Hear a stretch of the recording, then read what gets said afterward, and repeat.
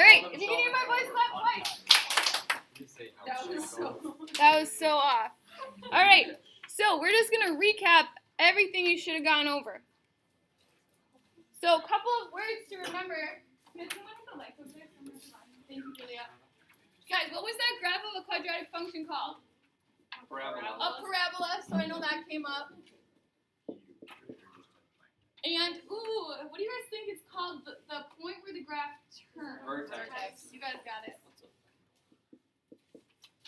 So now, what about that vertical line that passes through that vertex? It's right down the middle. Line of symmetry. Line of symmetry, or we call it axis of symmetry. So I'm just reviewing words you should have learned a while ago in like Algebra 1. So then we know it looks something like this in general. So my vertex might be a minimum, and then I've got an axis of symmetry, or something like that. Axis of symmetry, right? So what about the point where the graph crosses the y-axis? Y-intercept. Very good. And I had a typo in the next one, but it should be where it crosses the x-axis. We know x-intercepts. All right. So that's just a recap of those important words. Don't try and scribble this down. I'm going to post it, so you can always go back and look at it later. Now, those are the key features that should be on your sketches. Now, read the directions. The directions for number 1 says, using intercepts only. That's when you get to this assignment.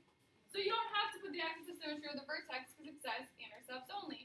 If it says, use the vertex and axis of symmetry, that should be on your graph. So just when you get to those sketches, they don't have to be anything too crazy. So, you can just sketch something out that shows, all right, here's this, maybe it looks like this, and I intersect here at -1 and 4, and down here at -4. I just made something up, but that's not like a super complex graph, right? But it's got those key features, whatever it asks for. So then, going to that investigation, that first one, and I know we did talk about this yesterday, the first question was like, what does A do? Remember, if A is positive, like the blue and red ones, it's going to be concave up.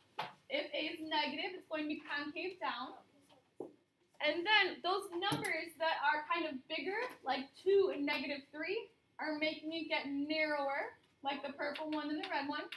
But then if you've got a number like 1/2 or 1/3, that makes it wider. So those are some things that you guys should keep an eye on. This is also in your textbook, but it just sums that up. Same thing I just said. If it's positive, it's going to be pointed up. Negative, pointed down. When it's going to be wider, when it's going to be narrower. So those numbers just kind of give you an idea of what it should look like. All right, I'm hoping that when you guys took a look at this one, so this is number 2 from Investigation 1, you noticed that these numbers right here were your intercepts. So on my blue one, my intercepts were actually right at 3 and at 5. Did you guys catch that? That was like the big points on that one. It's how you can find those. Notice it's kind of the opposite. So when I see -3 and -5, my intercepts are at 3 and 5. So on this one, when it's +2, +4, my intercepts are actually at -4 and -2. Right? Okay. So this is also from a chart that's in your textbook, but it shows you this basic form. So it's important to get to know this form and then be able to pick out your intercepts for when you graph it. This little note right here, again, it's right directly out of your textbook. This is that axis of symmetry. So there are some questions where you're asked to calculate the axis of symmetry, and you pull out P and Q and do that little equation to find out where that line down the middle is. The last part-ish was when we only crossed the x-axis once, we had this form, we were kind of able to see, just like last time, here I've got x -1, my intercept is going to be right at 1. Here I've got x +2, where my intercept is right at -2. Did you guys notice that? Yeah. Hopefully. So, same kind of thing. Here's another really important form that if we do have it in this form, my vertex is actually going to be H0 because I'm right on that x-axis, and the axis of symmetry going right down the middle is also H. So we've got that form. The chart is on page 30, so you can always go back and check out that chart.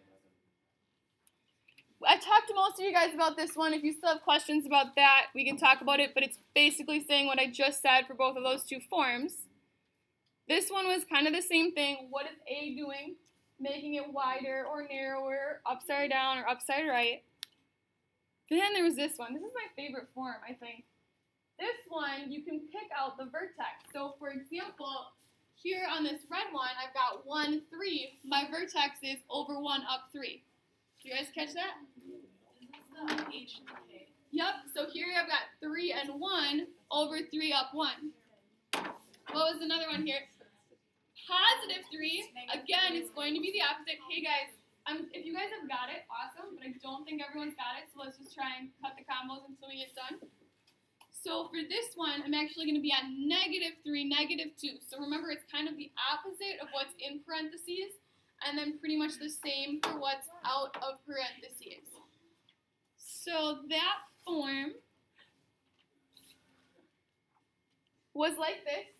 So basically just saying that you can pick out your vertex from that equation, and that axis of symmetry, that line down the middle, will be just H. So that one's kind of nice as well. Then don't stress about this vector stuff. So don't worry about the vector business there. Just don't worry about it. Do the best you can, but don't worry about it being wrong or right. All right, now this one, hey ladies and gentlemen, really quickly. This one doesn't really have any special tricks. I know you guys have did this back in Algebra 1 and last year in calculating the axis of symmetry. We're going to talk more about this form tomorrow. So we're going to finish up for C2 and C3 tomorrow. The one last thing, and I didn't think to make a Prezi slide to go over it, so I'm going to scoot it in somewhere here. So I'm going to just give myself some space. So remember, why do I keep freezing it? So remember, when you've got a coordinate plane, if we're looking for the y-intercept, wherever our graph intercepts the y-axis, x equals 0, right? Way back when, we know that. So if you have to find the y-intercept, you can plug 0 in there. So if I've got something like this, x plus 5, x minus 3. So I've got my intercepts. I intercept the x at -5 and 3. Well, you can plug 0 in there in order to find where it crosses the y-axis. Oh, that's a 3. So y equals -15 would be where we cross that y-axis. Tomorrow, those notes are going to be really quite short for C2 and C3, so we'll get assignments for those. And then you'll have time to just work on this graphing stuff